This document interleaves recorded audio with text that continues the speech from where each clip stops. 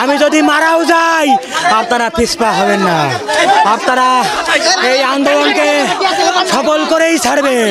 আবারও বলতে চাই,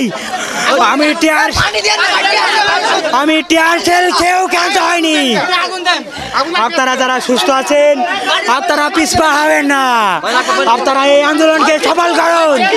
পাশাপাশি আমি সমগ্র বাংলাদেশ সকল আপামার জনতাকে অনুরোধ করব, আপনারা এখনো যারা আপনাদের সন্তানদেরকে ঘরে আটকে রেখেছেন আপনারা দয়া করে তাদেরকে ছেড়ে দিন, এই